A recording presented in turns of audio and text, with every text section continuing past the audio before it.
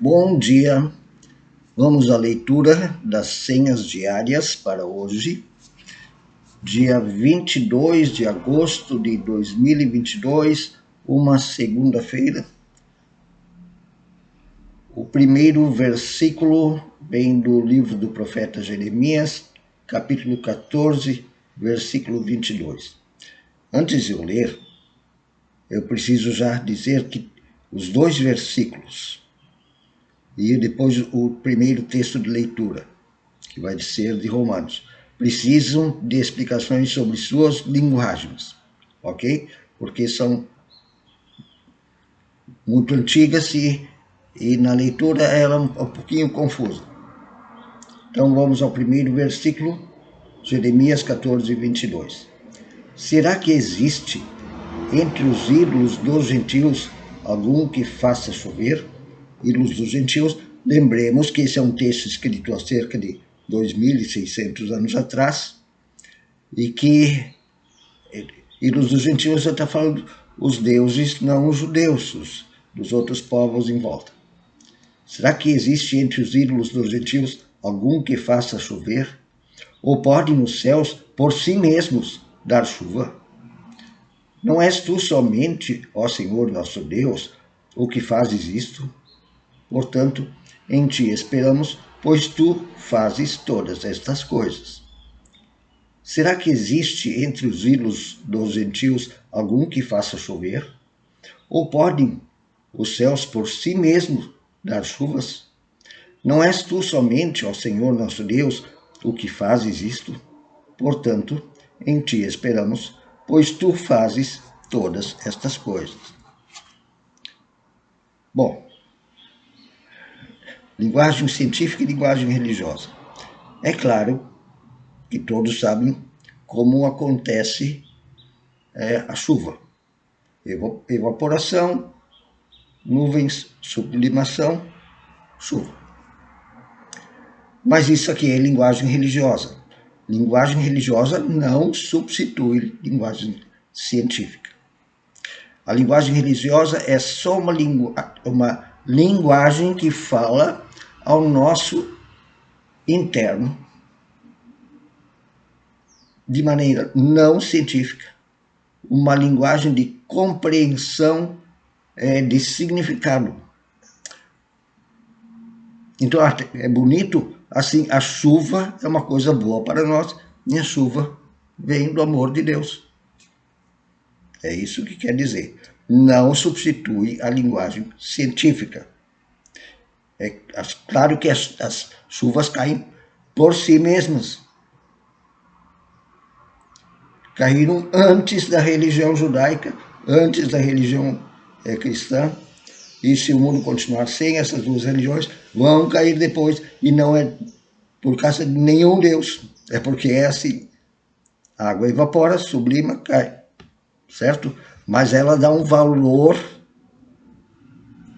de um mundo onde a nossa chuva, que faz crescer as plantas, que nos dá água, tem um significado bom, amoroso. É isso. E o segundo versículo vem de Hebreus, capítulo 4, versículo 16. Aproximemo-nos do trono da graça com confiança, a fim de recebermos misericórdia e encontrarmos graça para ajuda em momento oportuno. Aproximemo-nos do trono da graça com confiança, a fim de recebermos misericórdia e encontrarmos graça para ajuda em momento oportuno.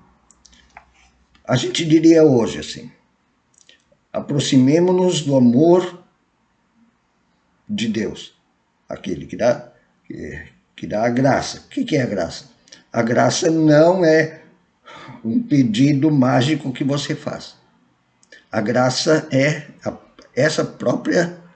esse próprio confiar nesse amor. E a linguagem trono é uma linguagem antiga e infelizmente tem gente que imagina que existe um trono, tá? Mas é o amor de Deus, tá? Hoje em dia a gente traduziria trono como o amor de Deus, que é o amor, e que está nas relações humanas também. Aproximemo-nos do amor, ok? Para esclarecer a linguagem religiosa. E a oração é uma estrofe de um hino que eu cantava quando era jovem. Primeira juventude ali, até os 21. Depois eu comecei a perceber como é antigo esse hino, embora seja muito bonita, tá? Um hino escrito por Georg Neumark. Ele está no livro de canto da ESLB até hoje. Quem só em Deus o Pai confia e nele espera sempre fiel. Quem contra o mal com Deus porfia, resiste à dor, a mais cruel. Quem sua vida a Deus confiou, em rocha firme edificou.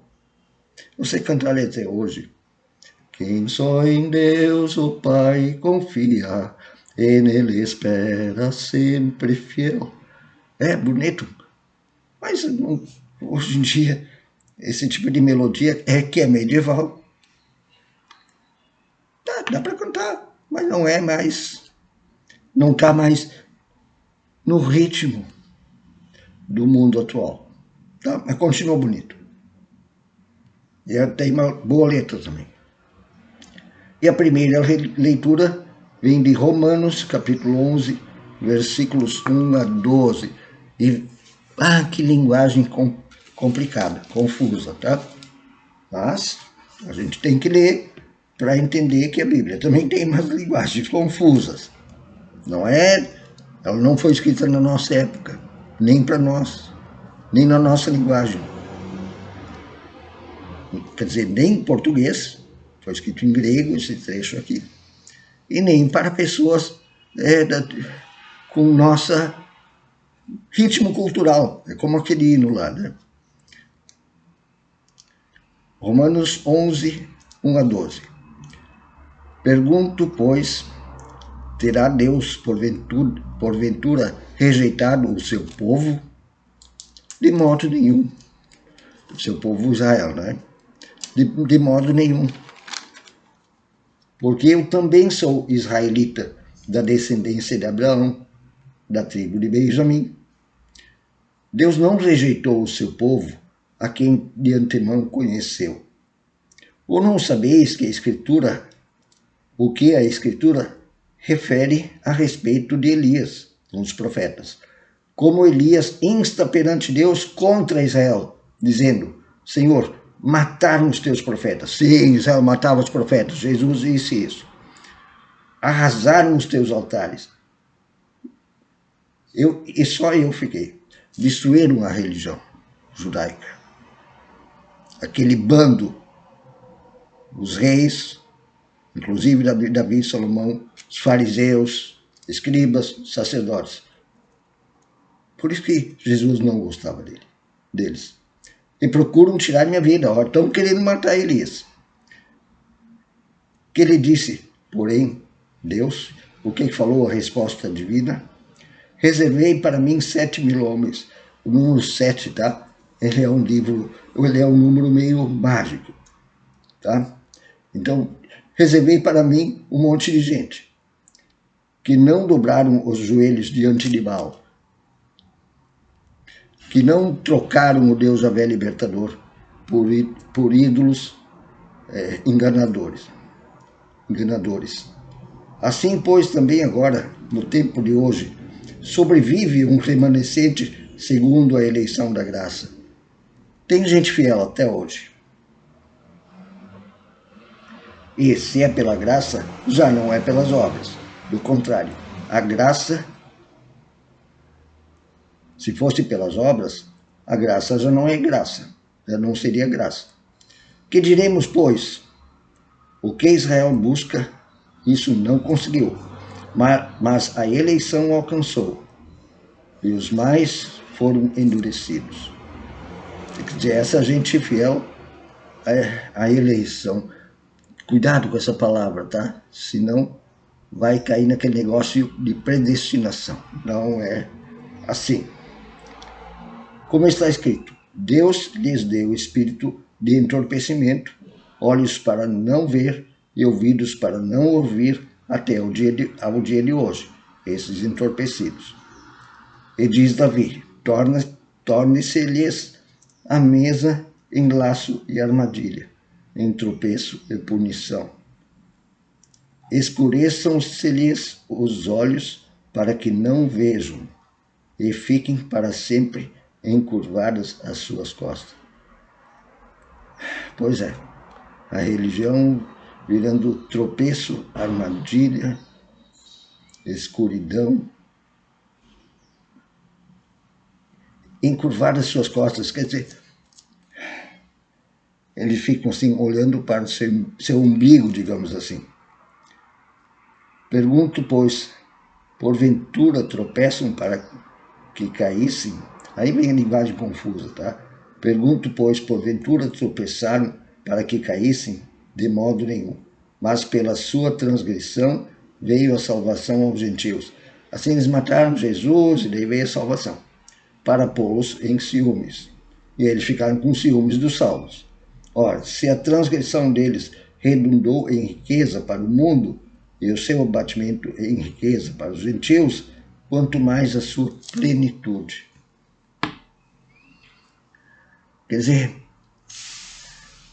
eles foram tão idiota que até ajudaram o resto a ver. Mas é uma linguagem bem chata, né?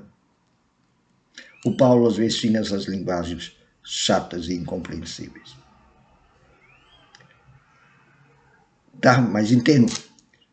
A linguagem religiosa quer ser amorosa, embora a gente tenha que traduzir ela para a nossa linguagem, para uma linguagem contemporânea, digamos. E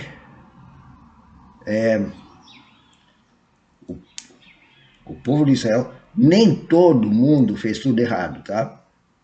Mas em todo caso, a religião, aquela oficial, aquela burocrática, era uma porcaria.